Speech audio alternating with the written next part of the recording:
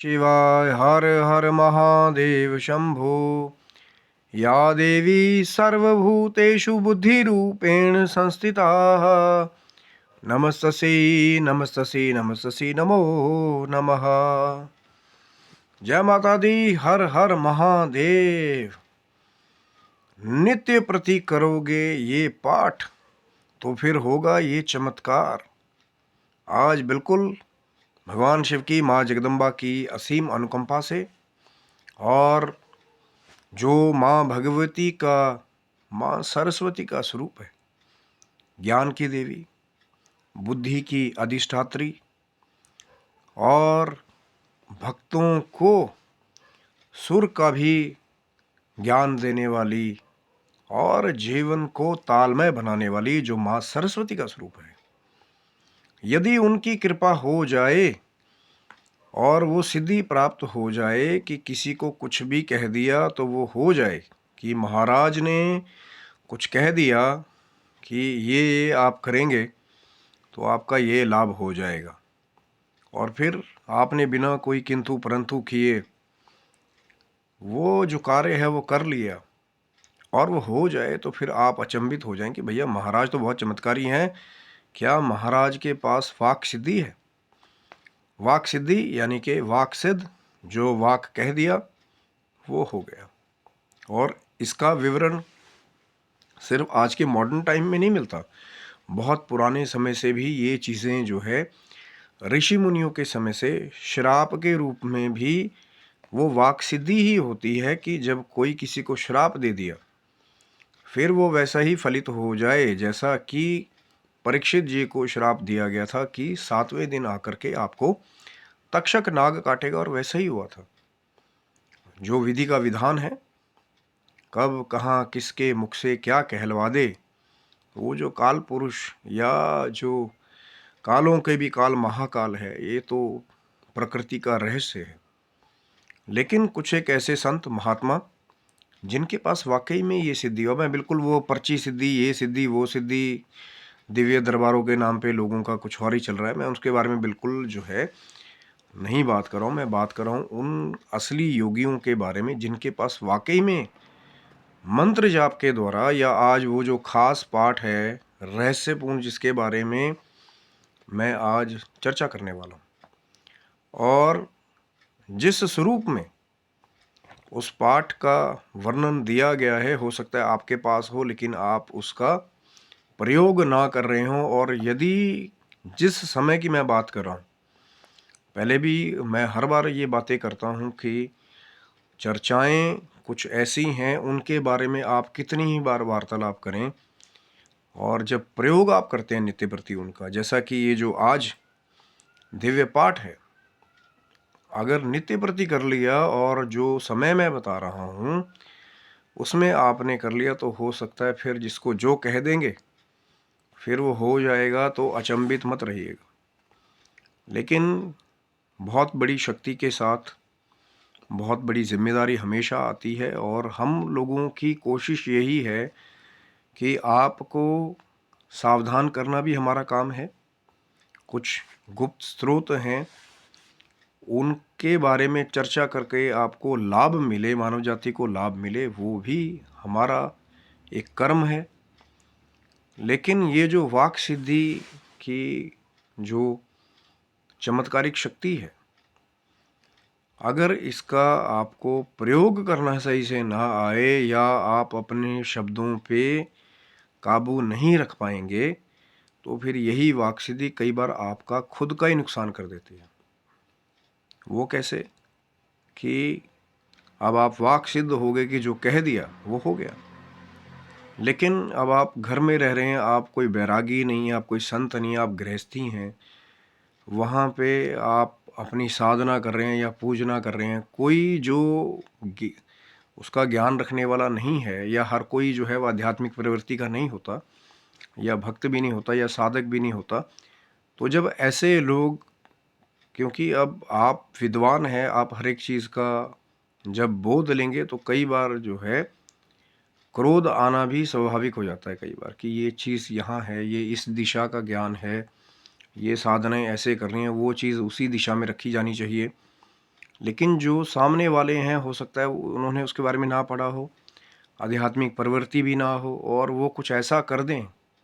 कि आपको जो है अकस्माती क्रोध आ जाए, तो फिर क्रोध के वश होकर के जब आप अपने शब्दों का कटु प्रयोग करते हैं, और ये वही वाली बात है जो मैं आपसे बात कर रहा था कि श्राप के रूप में प्रयोग जो है वो बहुत समय पहले से अब तक होता आ रहा है। तो फिर कहीं अपने ही किसी प्रियजन को आप कोई ऐसा श्राप दे दें कि फिर बाद में आप पछताएं। इसलिए ये जो वाक सिद्धि की जो शक्ति है, या जो सही में वाक सिद्ध हो जाएं, तो उनकी जिम्मेदारियां भी उतनी ही बढ़ जाती हैं कि अपने शब्दों पे उनका संयम हो, ताकि श्राप के रूप में वो अपने ही परिजनों का या अपना ही नुकसान ना करें, या हो सकता है मानव जाति का भी हास ना करें। अब ये नहीं है कि वाक सिद्ध हो गए और हर जगह जगह लोग आपसे डरने लग जाएं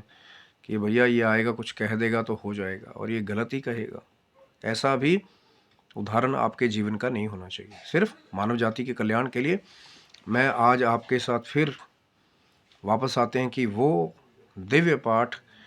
कि जब नित्य प्रति आप उसका पाठ करें, और एक खास समय है, अगर उस समय आपने वो पाठ कर लिया तो फिर तो क्या क्या चमत्कार आगे घटित हो जाएं, ये कई बार बहुत अचंभित होकर के भी इसका प्रमाण मिलता है कि श्री देवी अथर्व शीर्ष, पहले भी मैंने बहुत सारी वीडियो में इसके बारे में बात की है, लेकिन आज लगा कि चर्चा थोड़ी विस्तृत की जाए। और कहाँ मिलेगा आपको? श्री दुर्गा सप्तशती गीता प्रेस गोरखपुर वाली जो मान्यता प्राप्त कृति है, वहाँ जब आप जाएंगे तो वो जो शक्ति का असीम भंडार है, वहाँ माँ भगवती के स्वरूप की कृपा वाला ये देवी अथर्व शीर्ष, जी हाँ बिल्कुल कनेक्शन चला जाता ना दिमाग अथर्ववेद की तरफ, वो एक लंबी चर्चा है फिर आगे। तो देवी अथर्वशीर्ष श्री दुर्गा सप्तशती में जब आपको प्राप्त हो जाएगा और पाठ आप करेंगे नित्य प्रति, रोज जो श्री दुर्गा सप्तशती का पाठ करने वाले हैं, उसमें अगर देवी अथर्वशीर्ष का पाठ भी जो है नित्य प्रति कर लिया जाए, और जो पहले भी ये रहस्यपूर्ण चर्चा हुई है कि तुरया संध्या के समय, यानी कि जो मध्य रात्रि की चौथी संध्या है, जो श्री साधकों के लिए अनिवार्य है, इसी श्री देवी अथर्व शीर्ष में भी इसका वर्णन है कि यदि कोई साधक श्री साधना के समय, तुरय संध्या के समय श्री देवी अथर्व शीर्ष का पाठ करता है, याद रखिए, पर दो चीजें बहुत ध्यान देने वाली है। एक कि संस्कृत वाला जो वर्णन है श्री देवी अथर्व शीर्ष का,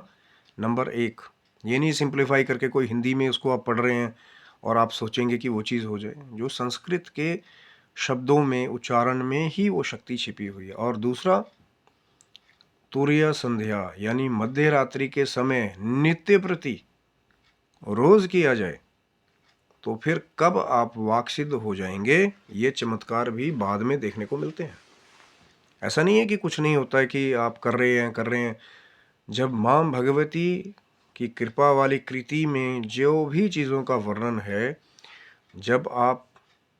संयम के साथ, जब आप भाव के साथ, आप भक्ति के साथ, समर्पण के साथ, और जैसी विधि बताई जा रही है, याद रखिए मैंने पहले क्या कहा कि संस्कृत वाला ही देवी अथर्व शीर्ष, ये नहीं कहीं से हिंदी सिंप्लीफाई करके आप उसका पाठ करते जा रहे हैं जी हम तो रोज़ करें, जैसे कि चर्चा हुई थी अभी मैंने कुछ समय पहले ही वीडियो में चर्चा की थी कि क्या फ़र्क है जो श्री दुर्गा सप्तशती वाला संस्कृत वाला दुर्गा कवच है, और हिंदी में जो बहुत सारे लोग चमन की किताब से पाठ करते हैं। बहुत विस्तृत चर्चा की, वो वीडियो भी शिव शक्तोम चैनल पे है, आप जा करके उसका भी लाभ ले सकते हैं।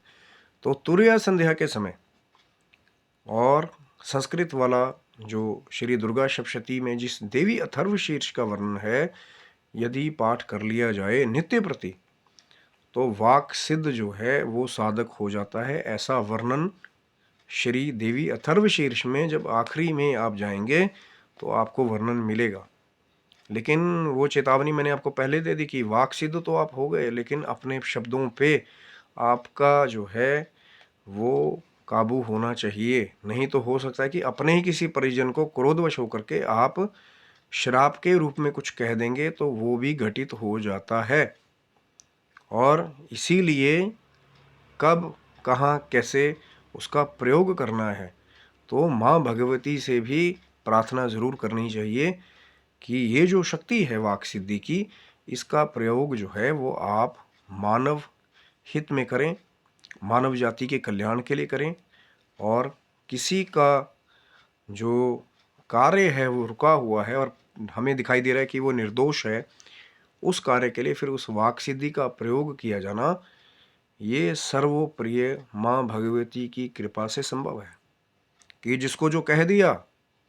वो हो गया, वो सत्य हो गया। चाहे वो फिर श्राप के रूप में कटु वचनों के द्वारा कहा गया हो, या फिर किसी को वरदान के स्वरूप में कुछ आप कह दें कि महाराज मैं बहुत परेशान हूँ, मेरा काम नहीं चल रहा, आपने कोई उपाय उसको बता दिया।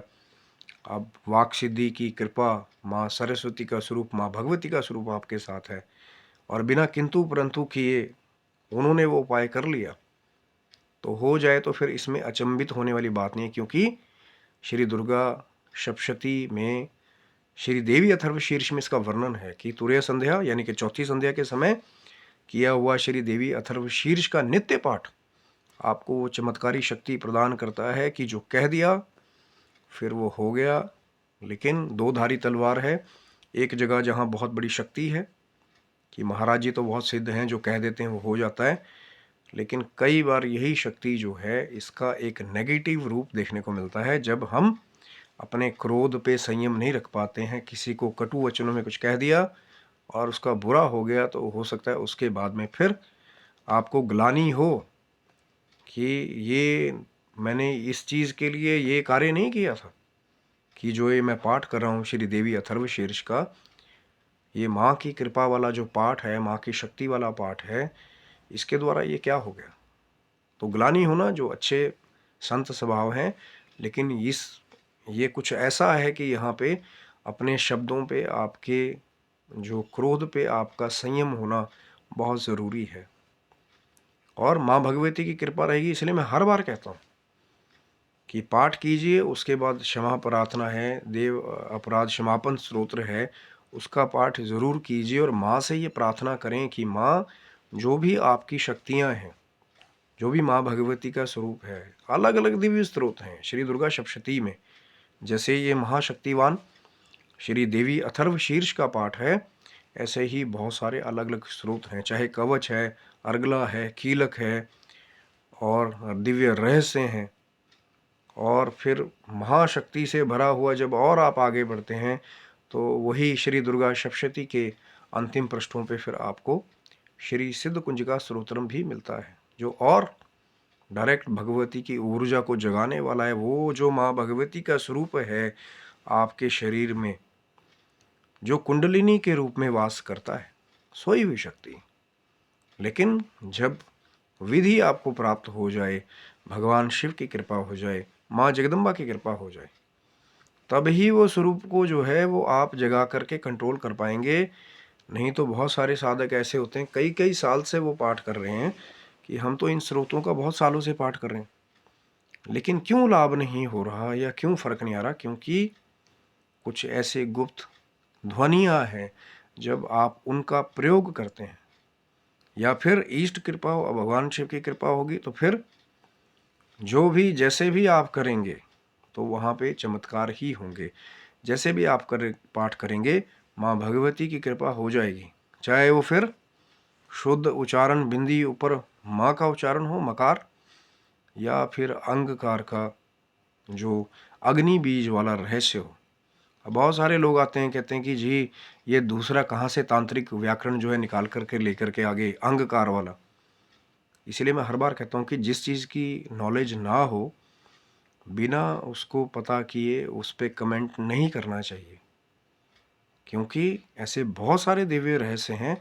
जो सबको शुद्ध रूप से नहीं बताए जाते। कि हाँ अब ऊपर बिंदी लगी, मकार है, शुद्ध है, ठीक है, जो पांडित्य कर्म से जुड़े हुए हैं वो एक अलग पांडित्य और समाज में रहने वाला प्रारूप है। लेकिन बहुत सारे ऐसे तांत्रिक रहस्य भी हैं जहाँ जब बीज मंत्रों का हम लोग फेर बदल करते हैं, जो रहस्य बताया है ना, भगवान शिव और माँ जगदम्बा की जब कृपा होती है तो माँ स्वयं भी आपकी जीवा में अपना वास करके कई बार बीज मंत्र को खुद ही बदल देती है। ऐसा भी पर्सनल एक्सपीरियंस चमत्कार ये है। लेकिन वही है ना कि हर जगह मैं हर बार वो बात कहता हूँ कि 20 कैमरे लगा करके बताया जाए कि हाँ ऐसा हो गया, ऐसा हो गया, फिर हमारे चेले उसी वीडियो को जो है बार बार प्रमोट करते रहें कि बाबा जी तो बहुत चमत्कारी हैं। सत्य, बिल्कुल, जो सत्य है और जो सरल है वही सफल है। लेकिन जहाँ ना ही सरलता है, ना ही सत्यता है, जहाँ भ्रम है, जहाँ आडंबर है, जहाँ झूठ का वास है, वहाँ याद रखिएगा कभी भी वहाँ शाश्वत शांति भी नहीं होगी